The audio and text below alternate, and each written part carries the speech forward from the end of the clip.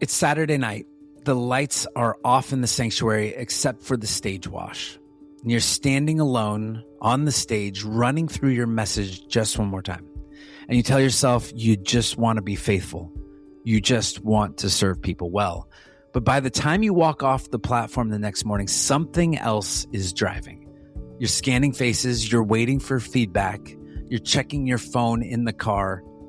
The applause, the affirmation, the numbers, they start to feel less like encouragement and more like oxygen. And you don't know when it shifted. In this episode, I sit down with Eric Reid to unpack the quiet addiction behind so much of modern leadership.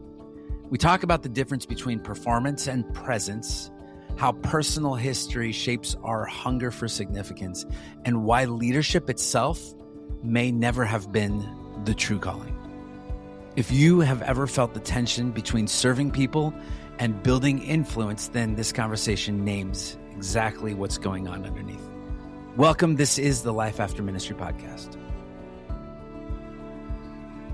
Eric Reid, you are with us on the Life After Ministry podcast. How's that feel? You know, it's interesting because ministry, I never thought of myself as in ministry. That was reserved for the other people. Yeah, well, here you are, and we have some things to talk about. This is not life before ministry, so this is not the seminary experience. This is not life during ministry, or maybe it is. We'll talk about what does ministry look like and what does it mean. Give us a little bit of background. Who are you? Where are you from?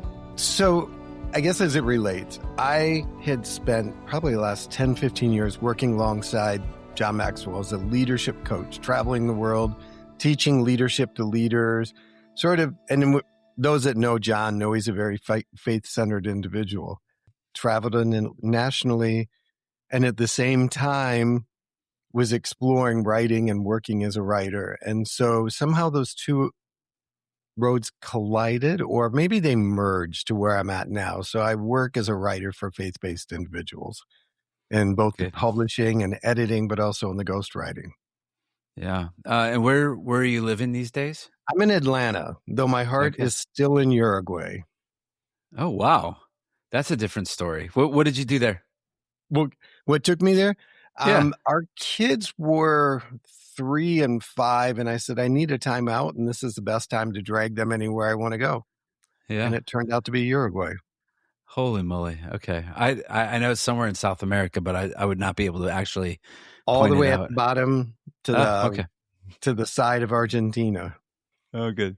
So not only do we get leadership lessons, but we're doing geography here as well. So. Sounds like our dinner table every night. Yeah. Well, let's do this, because normally I would say, tell me about your book at the end and where they can get it. But I want to start off with it in the very beginning. You wrote a book called Leadership Was Never the Calling.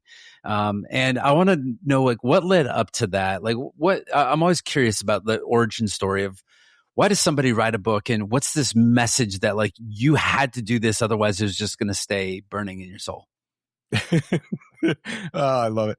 So I was reading something, and unfortunately, I don't remember what, but I'd give due credit if I could. And I saw this word called unleadership. And as a writer, I'm like, what does unleadership, like, what is unleadership? And then and so again, I was like, well, what does it look like? What does it sound like? I'm like, well, what would it look like to not be a leader or to walk away from leadership? And then it sort of clicked, like, isn't that where you're at right now? Maybe that's why this word is sticking in your head. And for me, a lot of times I have to write things out. Just journal and dump. Sometimes they get published, sometimes they don't, sometimes they get passed along. And so I sat there and I started to explore this idea of, like, okay, what is leadership? You've traveled the world. You've been a part of one of the largest recognized leadership teams. You can recite leadership is influence, nothing more, nothing less. All things rise and fall with it. You've got the quotes down, but what is it to you? And I sat there, I'm like, what do you mean to me? Like, I have to internalize it? And this is how writing works in my head, and sometimes conversations with God, we have arguments. I thought, what is it to me? And it was in that exploring that I started to realize that it had been a hiding place. It had been the backhoe for all the emptiness and brokenness that I was trying to somehow leadership my way into being accepted, like stand up, you're a leader, shoulders back. And the more that I sat with the book, and at this point it was just a long journal, and the more I sat and prayed over it and thought about it, I kept saying, I got it so wrong. Like, I got it so wrong. Leadership was never the calling, Eric. And so as I continued to develop it, and I sent it off and we were ready to be done with it, I got back and it's like, why is the title not right? Because I kept saying the. And again, as a writer, I'm like, because that builds distance. That builds separation. And you like not being part of the conversation. You like directing it. And so now the title is officially Leadership Was Never My Calling. I wasn't called to capture titles of leadership. I wasn't called to become the best leader on a platform.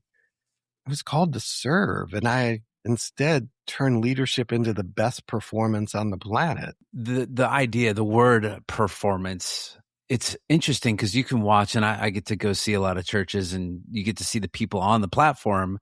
And for some, it does feel like a performance. You have the lights and the hazers, and everything's perfectly, it's orchestrated, right? And there's people like there's even like an Instagram account that I follow. It's the people who are in the control room. They're all right, camera 1 and camera 3, you're gonna push in and pull back and all of this. Like, I'm like, wow, that is highly orchestrated. I'm not sure the Levites were concerned with some of that when it came to the Holy of Holies, but give me the difference between performance and presence. And that was the big discovery for me.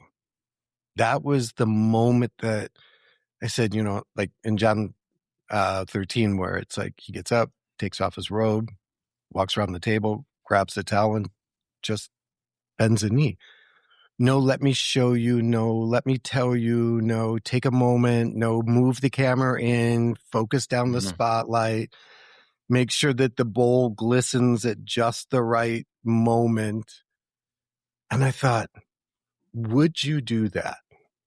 Could you do that?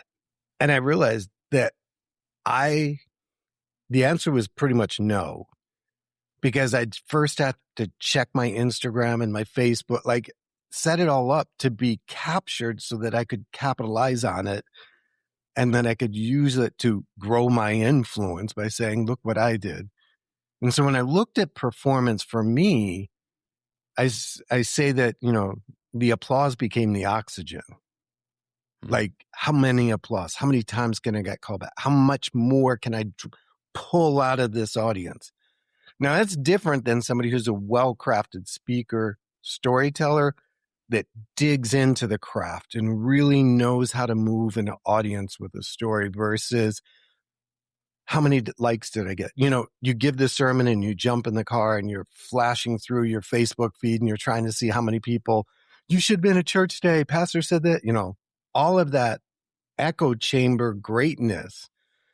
And I was like, man, I have put all of this in front of the guy who finally showed up at the seat that we've been holding for him. I've put all of this, meaning that whole, how big can I get? How many lanyards can I collect, in front of my family, in front of my kid? Like, it just, and it was an addiction, much, at least in my belief, much like alcohol or any other drug of choice.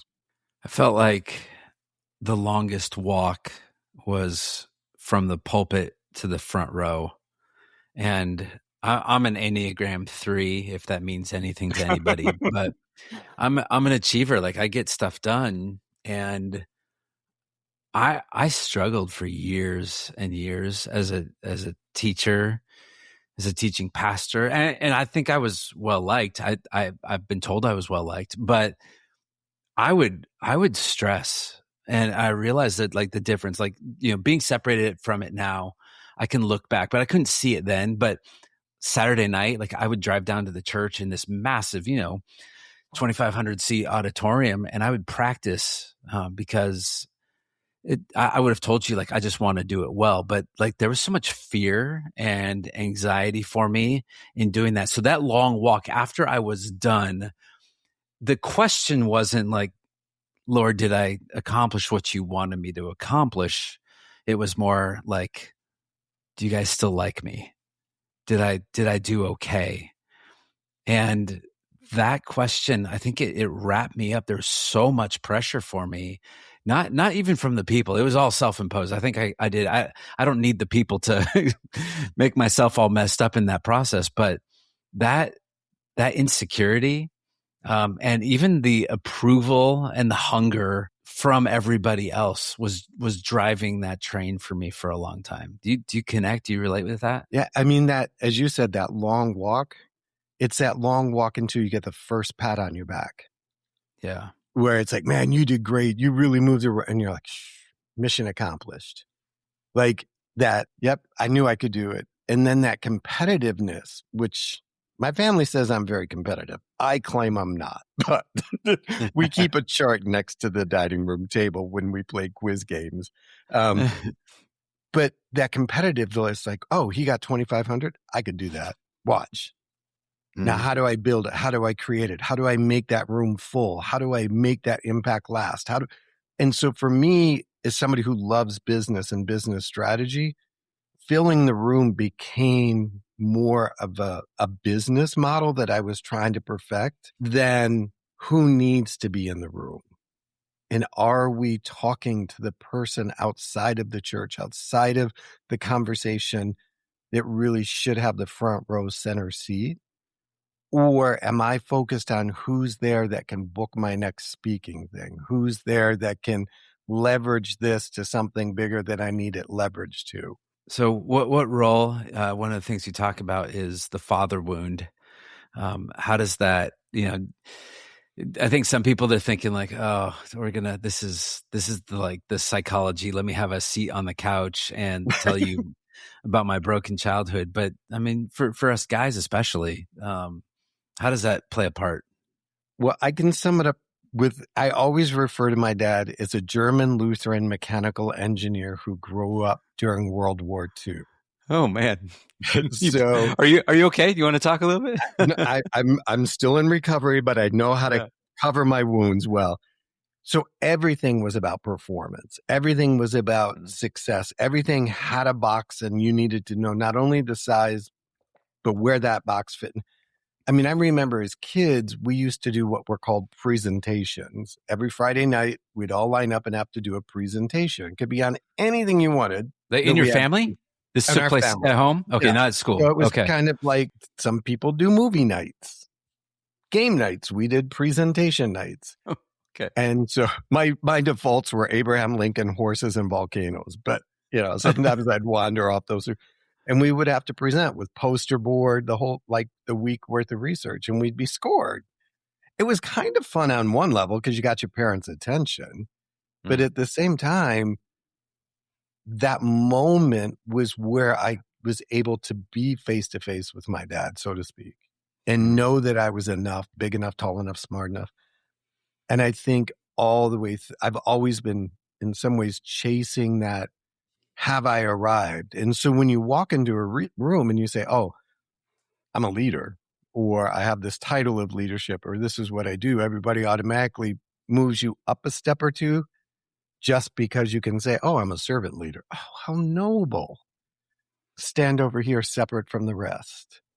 Yeah. And so I didn't realize it until in the writing and the prayer that it was like, that was the backfill. You are still performing for other people to tell you you are worth something. How much brighter of a spotlight do you need to show you you're here on this planet for a bigger purpose than seeing how big of a shadow you can cast from the spotlight? Yeah, we haven't really outgrown that moment. You know, when you're learning how to dive like head first into a pool, you kind of have your hands like in the triangle above your head. But the big thing is like, you know, your parents are sitting, your mom's sitting in the lounge chair, and you're like, "Hey, mom, I'm gonna go, right? Watch." And then you kind of jump in, and it's, you know, it's halfway a dive and mostly a belly flop. But that interesting piece is like you poke your head up out of water, and the first thing you're looking for is, did you see? Right? Did you see what just happened? I think we're hard pressed to kind of grow out of that moment. It just, we make ourselves a little bit more sophisticated, and it doesn't feel and look as desperate. But internally, I think we're still wanting it in the same way. Which is complete opposite of my son. And I have no idea how we arrived at the opposite, but that's the way it works. He just turned 17 the other day. I'm still dealing with that. So, but I will tell him, I love you, or you did an amazing job, or I'm so proud of you.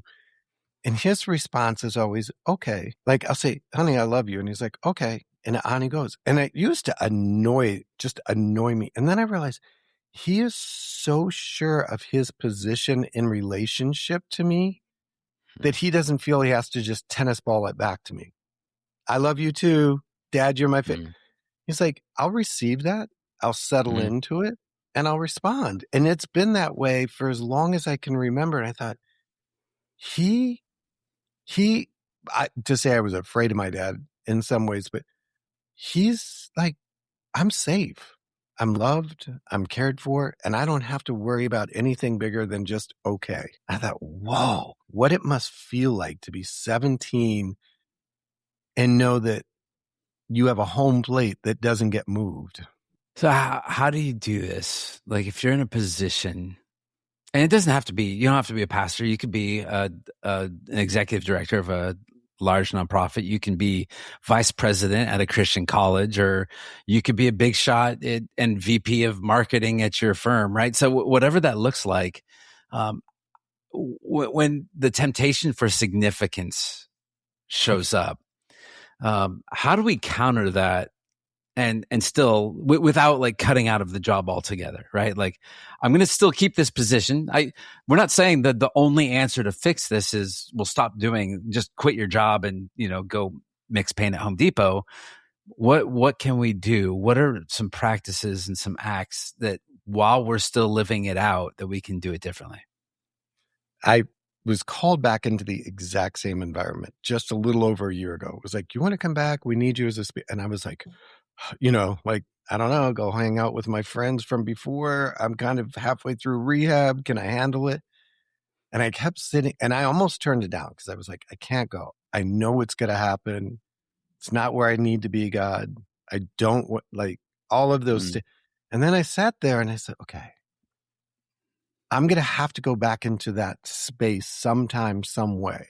It's just part of who I am. How do I go back into that space without turning it towards me? Getting in my own way. Yeah. Like pre-planning every exit. Like, how do I do that?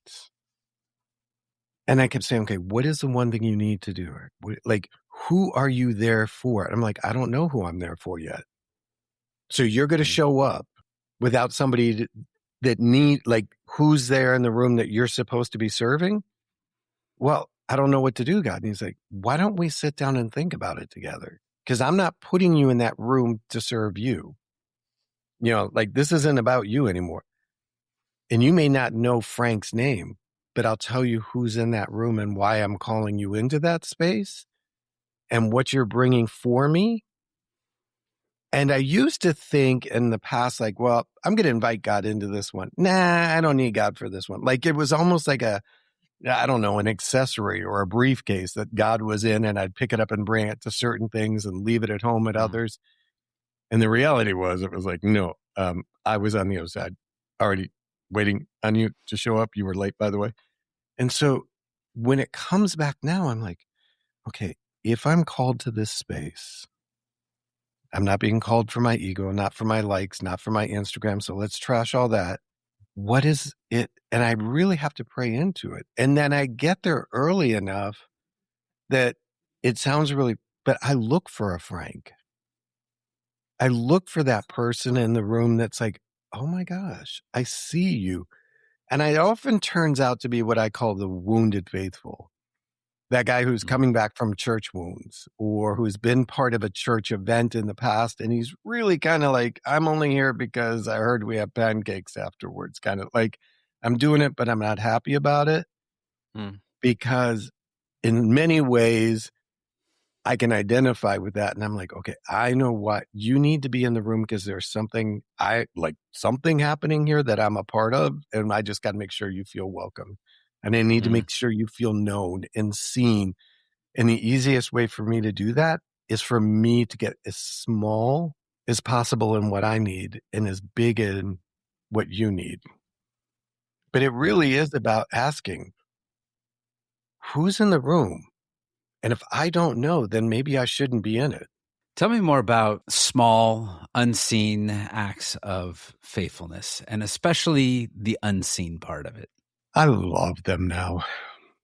I used to think they were like, well, I don't need that. It's nobody's going to see it. How are we going to get it posted? How are we going to, all the leveraging pieces. My son is pretty much everything in my world, in case you haven't figured it out. My daughter is much, but there's she has disability, so it functions. We'll be out somewhere. He's like, why did you do that? I'm like, well, she needed help. They needed it. And he's like, but why? I'm like, well, why wouldn't you? And I'm like, I didn't do it to perform for you. I did it because it felt like what I should be doing. But hearing him stop and see it and ask what it meant and why it meant so much to me, I'm like, oh my gosh, I'll turn off Instagram for a year for that. Being able to sit with somebody in a parking lot and talk and then go home and not expecting anything afterwards because I was only present for that moment. And then years later, weeks later, whatever, having an echo of it come back, I'm like, God, you are so huge. Like when I get so small, when I get in my mind small, and I realize it's all part of something bigger, suddenly I'm like, oh my gosh, God, you are so much bigger than I ever gave you credit for. Like I can now see you using me, and I hate using that term, but I can now see how this one thing, this small little thing that I did has shifted a universe because I was willing to say, yeah, I got time for coffee. What time? In the past, I would have been so focused on, well, who's going to be there? Do you know anybody that could help me buy, sell, trade, do whatever? So getting small is really looking for the simplest act that you can do and then doing it with everything you got. How do you balance? Because I hear this and I resonate with this idea that I'm going to go to this conference. I'm going to network the heck out of it. I'm going to meet people. And even like just preemptively, like knowing who's going to be in the room. I do it on a small scale, but enough to kind of nauseate myself to like what does it look like? How do you balance this? Like, I do need to have a successful career. I do need to have some movement with some of this stuff. And at the same time, like there's part of me that feels like it's a lack of faith to just know, like, what if I just showed up in the room and just allowed God to bring the relationships to me, that I don't have to pass out my business card, that I don't have to, like, I can just show up and do, like, how do you balance that in the real world? Like that, like there's a part of you that needs to show up for the business purpose. And there's part of you that just needs to show up as a faithful human being. You spend a lot of time alone. And then when you come out and you realize the world is still spinning, life is still happening, and it didn't need you to make it happen. Then you suddenly realize, okay, wait a minute, I'm not running the show. But also in the same sense, so I began working more in writing after stepping down and working with somebody. And they said, can you review this? I think it's a good book. And I was like, no, it's not a good book. And it doesn't meet your brand and like all of that. Now I'm 200 plus books in. And I still keep saying, we really need to sit down and think about a marketing plan. We really need to think about a lead generation system. We really need to think about turning this into a business. And I've got desk projects waiting. It's And I laugh about it. And I don't know, some people laugh at God with me, but I'm like, really, God? Really? Like, can I get a break? Or a bill will come due, and the same day somebody will call and say, I've heard about you and I need you. Send me the invoice. And I'm like, how is it? Like, when I say, how is this happening? Intellectually, I know that's Right. what's supposed to. But when I went through a season of surrender and being a writer, I said, okay, what does surrender really look like? Because when an army tells you to surrender, they don't just ask for portions of your land or portions of your wealth they ask for, like, they take it all and then some for generations. Eric, you've been surrendering the portions that you felt God could handle and you could let fall apart if he didn't do it well. Mm-hmm. What would it look like if you gave him the stuff that, if it fell apart, it could be really ugly in your world, like finances and business growth and connections? And it took a little bit of brain, a little bit of restart, but then it's okay. If I'm going to go all the way down to base camp, I got to leave a lot of stuff up on the mountaintop. And that's going to be worrying about where finances come from, worrying about who I'm supposed to be in the room with, what my next connection is. I'm going to continue to do things faithfully in that direction. Yeah.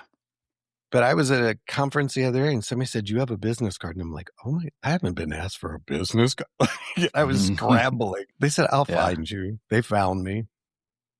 Well, now there's the thing where you put your phone up to their phone and then it like kind of magically just shows up. And then I can't ever find it later. I'm like, who was that person that, sent all their information on my phone? I used to teach that. What do you tell somebody who says they feel like their best years are behind them and the good things in life have already happened and they're going into a season where the platform's gone, some of the people are gone, and they're not exactly sure what's going to happen next? I have to laugh because when people, if they're listening and not watching, jump over and look at the video. I'm an old guy. I'm 60 plus. I got a 17-year-old son. His friends' parents are somewhere where my kids should have been, like they should be in their 30s and 40s. So I'm like totally generational and messed up.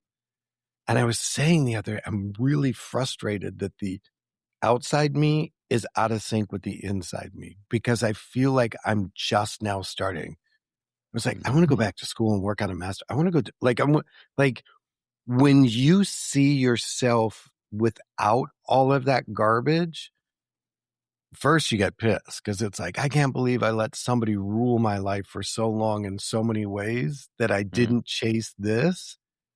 But now I feel like a frat boy. Like I'm going all out. I'm having the best. And my dad's 93 and I'll call him from time to time and I'll be like, what are you doing? He's like, I'm leaving. We're going over to the football game. And then I'm like, you're 93. You're supposed to be sitting in a chair quietly. Yeah. He's not having it.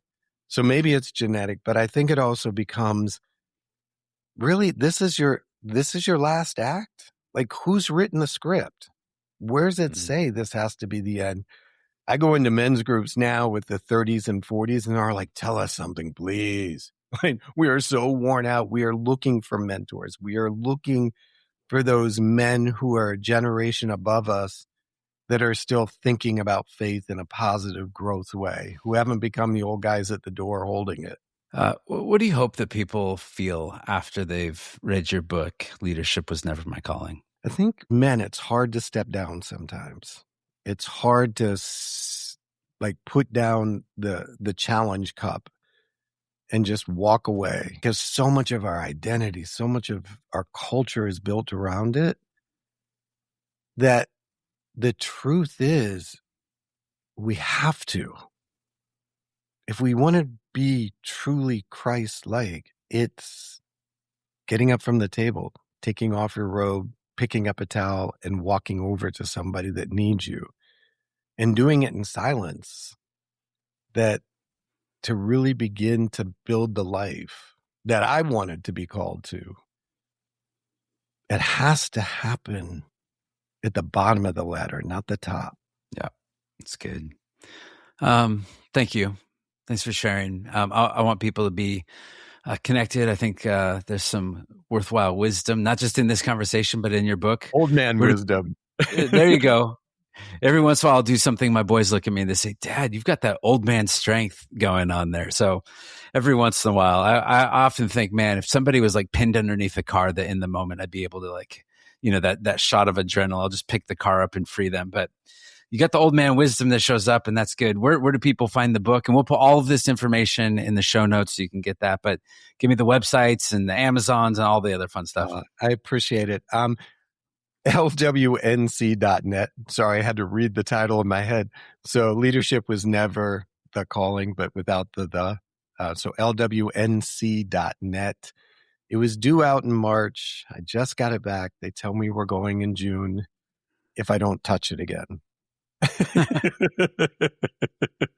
There's a lot of stuff in there that's like, the thing was when I finally committed to it, like said, all right, it's sort of like, well, if I'm going to get naked and run down the street, I might as well go ahead and take off my socks too. Like if I really want to come all the way down and really start fresh, start without hiding, then I need to do it as honestly as I can without harming others. And so that was a hesitancy. It's like, man, do I really want to tell the story of this? Do I really like? So that's been the reason I keep pulling it back. But at the same time, I don't care anymore. I've got too much left to do. I love it. Maybe you should give a free pair of socks with the book. Yeah, that would be one sock. That way they only have to deal with picking up one sock. That's right. That's good. Well, Eric, thank you. We'll put all that in there, and looking forward to the release. And they say that done is better than perfect. And so it's one of those things that if you don't let it go and just release it at some point, you'll tinker with it for the rest of your life. It'll never be full. No, I can't control the sales, but I'm sure that if the printer jams up mystically, then God's like, it wasn't done. Yeah. Hey, well, thank you. Thanks for joining us on Life After Ministry. Pray this conversation reaps much fruit in the lives of those who've heard it. And I'm certainly walking away with a couple things myself. So thank you very much. Thank you, Matt. I appreciate it. I certainly connected with this conversation with Eric. There's a quiet moment after everyone leaves and the room is empty. The chairs are stacked. The platform that felt so alive an hour ago now feels strangely small. And now you're left alone with this question that you didn't ask out loud. Was that faithfulness or was that performance? This conversation with Eric isn't about shaming ambition or abandoning leadership. It's really about naming the subtle drift that can happen in any of us, myself absolutely included. When influence becomes identity, and when applause becomes oxygen, and when the spotlight grows brighter than the towel. But there is another way, and it's a way that looks smaller on the outside and stronger on the inside, and it's rooted in presence and not performance. I just want to speak to you. If you are navigating a transition, if you're wrestling with significance, or you're just sensing that God may be reshaping your calling in this next season, visit Ministry Transitions or listen to another episode. We have lots of stories here of people who have made a transition and figured out that life can actually be okay on the other side. And not only okay, but it can be great. And there we can book a confidential call. You can support leaders who are walking through their own difficult seasons, and you can see some of the resources that we have designed to help in those transition seasons. So the platform may fade and the titles may change, but the invitation to kneel and to serve and to become whole again is always on the table. Thanks for listening. My name's Matt Davis, and this is the Life After Ministry podcast.